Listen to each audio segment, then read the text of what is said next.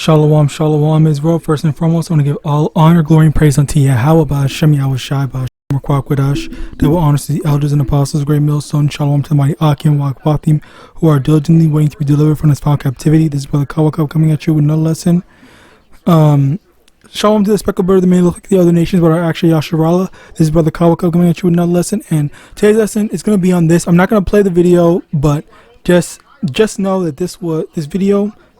There's a lot going on it, and this is like very, I guess the best term to use is disturbing, to say the least, as there were some things that I had heard that was like, this is like I don't know, it's just kind of crazy, to say the least. But yeah, aside from that, the thing here is, this is why it's so important for us to have, father figures in our lives, because you actually do need that parental figure to tell you like where you're going wrong and stuff like that. And a part of that also kind of goes into the mother, but not necessarily as much. Okay, not comparatively, not as much. But what I will say, is of course a good mother is going to, be involved and try to correct her children.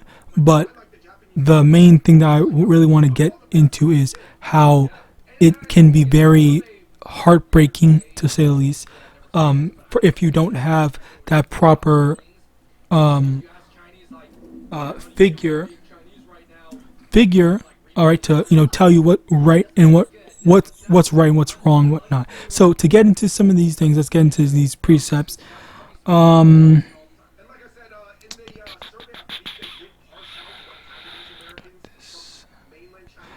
Sirach chapter 25 verse 25, give the water no passage, neither a wicked woman liberty to get abroad. Now this is something that I have to be honest, like speaking wholeheartedly and completely honestly, this is one of my greatest fears and greatest nightmares when it comes to having a daughter. This is why I never want a daughter in this. No, Slocky, let me correct myself. I don't want a daughter in this society, and that's why I'm scared of having children in this society as well, because I don't want my daughter to go and see Babylonian thing. Because the thing is, Slocky, now the stuff for me is just like many other Israelite men, contrary to popular belief. Israelite men do want to be a part of their children's lives. There was a statistic done that so-called Israelite men, so-called black men, Slakia, are the most involved in their child's lives. All right, that was a literal statistic.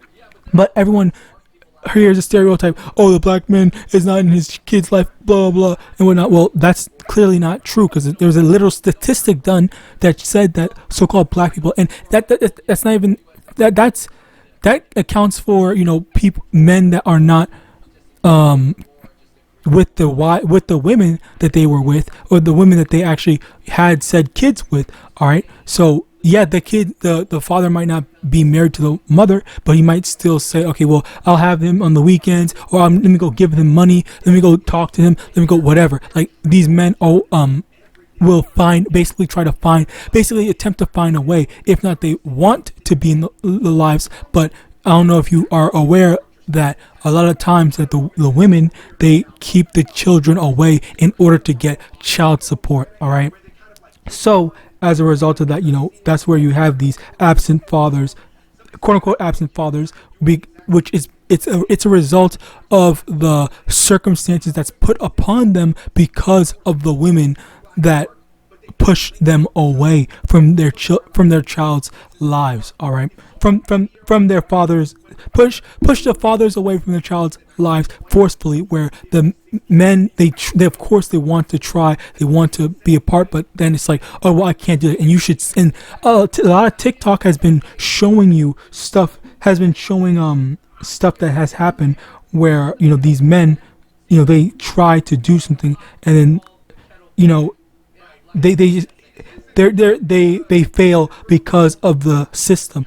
Esau's system, they never just give. They usually don't give the father full custody to take care of the child because because they want to make sure that the woman, the child, and that's Esau's thing. Esau wants the child to grow up messed up because they know that giving the kid to the mother is the best way to the single mother, Slakia, is the best way to ruin that child. All right. Whereas comparatively, if there's that's another statistic, by the way, children that grow up in single father's household do just as well statistically as children that grow up in dual parent households, like where there's a mother and a father. All right, so it is not in the best interest of the child to be with just their mother. It's in their best interest to be with at least only their father or both of them. Okay, of course, both is ideal, and I'm not saying that a woman is obsolete or a woman is not necessary. That's not what I'm saying. Of course, a woman is needed, but this is Esau's trap and snare, where he's trying to he's making all these different laws in order to entice the women to destroy the child, to destroy the children. All right, so Slakia. Now, as I was saying with this Sirach chapter 25, the reason why I'm so afraid to have a daughter, more specifically, I'm afraid to have a son as well, but my fear is more towards the daughter because the daughter is so easier to manipulate. All right, and the thing is that for me, I'm afraid that my daughter will, and again, like, it sounds really terrible, but it's like I don't know I don't know what goes on in this society fully. I've heard of stories, but I don't know the full extent. But I've just heard of so many different terrible, horrible things of people not taking care of their children, and I don't want my daughter to grow up into a freaking whore sleeping around with thousands of men. Like, that is a shame to me. That's a shame to me as a father. That's the same shame to me. Like, it hurts it would hurt my soul to no extent to have learned that, oh, my daughter is over here, and that's the exact same thing. That's the exact same thing that where literally any relative, like, say for example, if you're think of what's that one woman's name? I heard that one woman.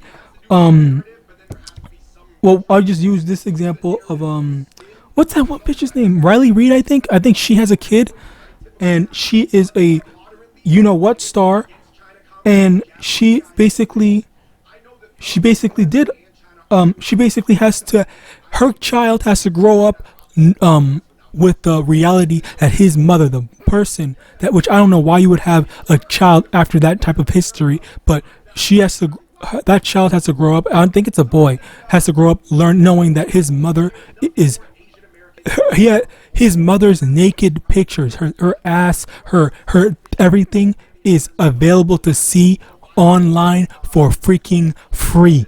All right, and I could be wrong on Riley Reid. I don't know if I don't know if that was the corn star specifically, but there was there was some multiple porn stars that I have heard of that have kids. And again, as I said before, it is just a click away on the internet. Literally anyone can go and see. Oh, your mother's name is this. Let me just search it up over here. Oh, look at this. Is this your mom? Is this your mom? Like there, like that. Like that hurts. That genuinely hurts. And then over here again, the same thing is with the daughter, and that's, again, it hurts me to say that, and I would never use that to ridicule someone, but I do understand that, maybe not personally, thank Allah, YAHAWAH, but I can understand just how sometimes women just make the wrong decisions, but it's not even fully, kind of it is their fault, yes, but at the same time, it's not fully their fault because of the lack of guidance that they have. Okay, and some of the parents of these corn stars actually said that, yeah, my parents know they're okay with it and whatnot. I've heard of some of that, and again, like, that's just you just failed as a parent. All right, if you're accepting of your daughter choosing that lifestyle, choosing that path. All right, but anyway, continuing on. As I said before, it's very important to have parents in your life. All right. Proverbs 15 verse 5: A fool despises his father's instruction, but he that regards reproof is prudent. Basically, you want to hear, like, the thing is, like, okay, you're telling, hey daughter, you need to understand that you need to preserve your body, preserve yourself for your eventual husband. You do not want to disgrace that person, because he's going to end up hating you.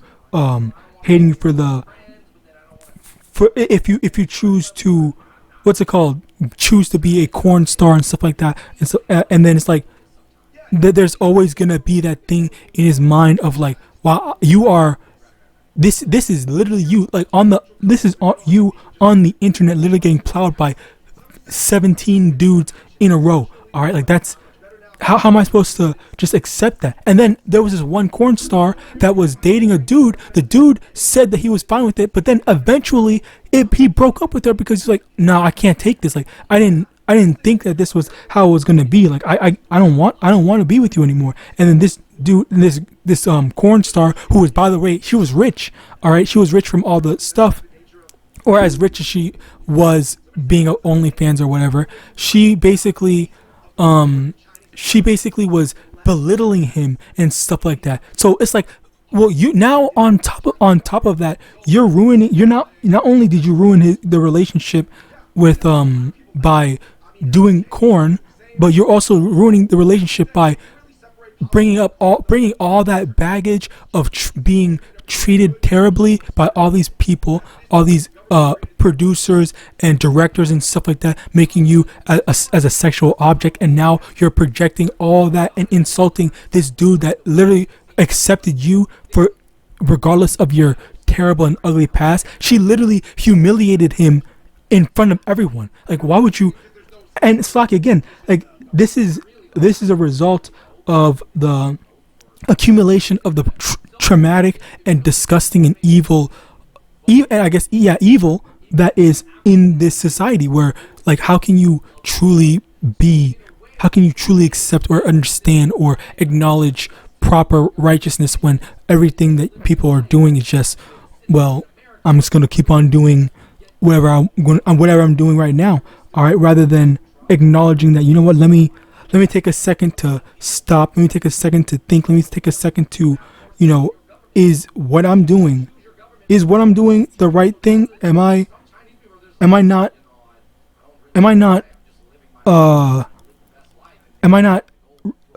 setting myself up for failure down the line? Because a lot of times these corn stars, they say, oh yeah, I want to have kids and stuff like that. I eventually want to have kids. Oh, I want to do this. I want to do that. Well, after what? What have you been doing? And how can you expect people to want you for that? And on the other side, again, I'm over here so super focused on women. The men, look at these men that are choosing these things in life, where this dude is killing people like it's nothing, and then you have these dudes that are taking these things, okay? Like, it's he's literally intentionally doing this in front of recording cameras so that everyone knows, everyone can see and whatnot. All right, like, this type of stuff is crazy. I will let you listen to this right quick, because you need to hear it a bit. But DJ U catches on and asked him about what they were doing. Get pretty disturbing, because Lil Jeff pulls a bottle out of his pocket, and people didn't know what they were doing at first. But DJ U catches on and asked him about what they were doing. Since Lil Jeff and Q50 could be seen taking a pill up their nose in the middle of the interview. And I know that's terrible. That's literally, what do you? Oh my God, Slocky. This is literally, like, this is very crazy. It's not nice. It's not a good feeling. It's not something that you can just brush off. Like, this is very disturbing. Like, that's the proper term. I barely even use that term disturbing, but, like, this is the proper way to use it, where people are going around killing, people are going around taking a bunch of unknown substances in abnormal ways, like I don't know. I just don't know. All right, I'm lucky. I know I'm a bit baffled, but like it's like this is wild. And this again, Proverbs 3 verse 11. My son, despise not the chastening of the Lord, neither be wary of his correction. And this is why it's so important. Let me get this, verse 12 actually. For whom the Lord loveth, he correcteth, even as a father the son in whom he delighteth. Okay, so look, when the Lord is whooping our asses, okay, beating, giving us spankings, not beating, but giving us spankings and stuff like that. This is for us to learn. Don't do this. You need to stay away from this side. Stay away from evil. All right.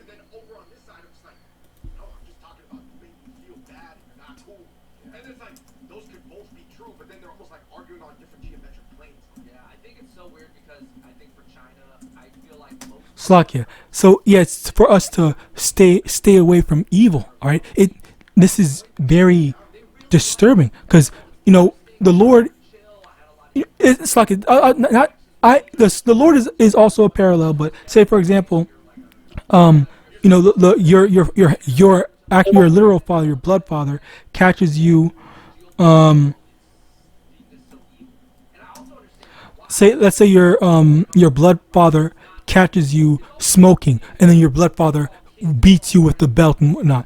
Okay, that's something that helps you get on the right path. Say, okay, you know what? I see. My dad beat me. He whooped me. I know, but it was because I was doing something wrong, and now I see how dangerous that smoking is. So I'm not gonna go smoking anymore because my father, he explained to me that this is not the right thing to do. This is not good. I don't want to do this. I don't want to do this. I'm scared of it and whatnot. All right. So, yeah, with that, let me get, we have that thing, all right, where we're being told, we're being put on the right track. We're being taught properly. All right. And again, it's very important that we get that correction, okay? Because you might feel like, oh, I just want to do whatever I want. Well, no, it's important that we're not able to do whatever we want, because whenever you do whatever you want, you're leaving yourself open for, I guess, not just corruption, but like ruining your lives or ruining your life, okay? Making the wrong decisions that can ultimately snowball into your destruction. And that's where the Lord comes in to stop you or to spank you or to punish you when you actually do it. And the thing is that the Lord's punishment, the Lord's spankings are only reserved for the elect. Okay, the Lord only goes out of his way to teach the elect when we go off. And that's been a thing, something that I noticed when I was younger. What happened, which this is a true story, 1000% true story. I'm not gonna lie.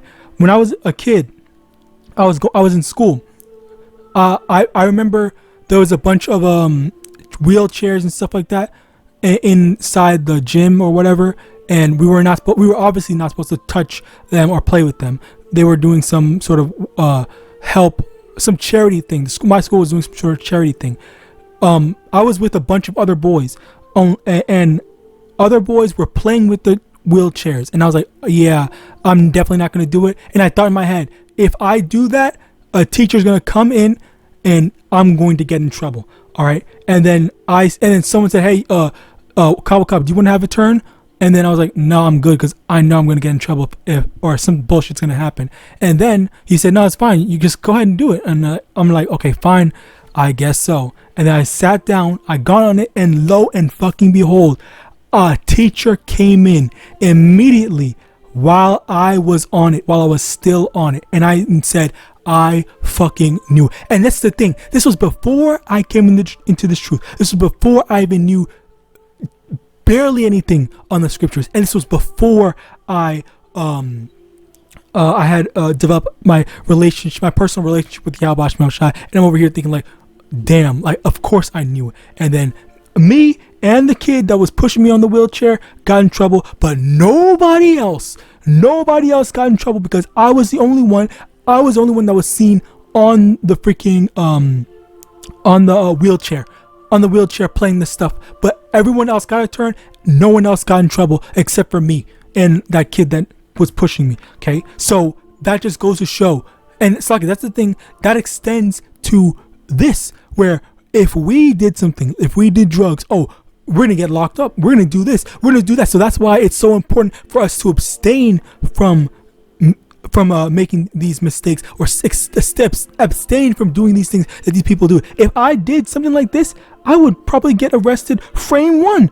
All right, like, but just for attempting to buy it, I would get in trouble. All right, like that's literally how I've always viewed it, and this is something that I've always spoke about with one of my brothers, where he and I said, well, he said more specifically, the Lord looks at us in as a special case. Like we're being held to a higher standard compared to other people. So that's why, whenever we do something, we're gonna get in trouble for it, but not anyone else. Okay, because everyone else, they're comparatively dumb. And the thing is,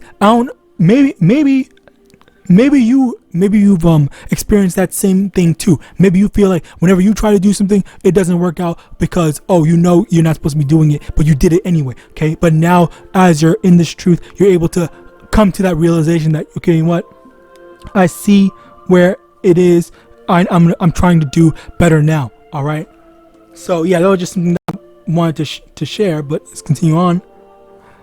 Colossians chapter 3, verse 20. Children, obey your parents in all things, for this is well pleasing unto the Lord.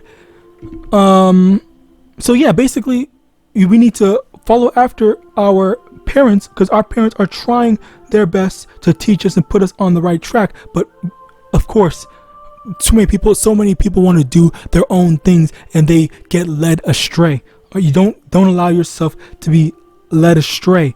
All right, stay on the straight and narrow. As a matter of fact, let's get that.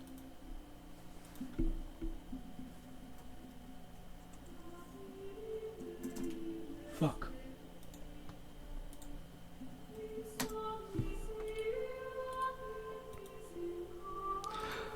Matthew chapter 7 verse 14. Because straight is the gate and narrow is the way which leadeth unto life, and few there be that find it. So it is a straight and a simple path of just obey YAHAWASHI, and there's nothing else to do. But again, it's very simple for us to do, but a lot of times people just want to deviate from that path. So with that, I pray this lesson was edifying. I want to give all honor, glory, and praise unto YAHAWAH, Yahawadah, YAHAWASHI, Hashem, Rakwakadash, double honors to the elders and apostles, great millstone, abad, ball, and shalom.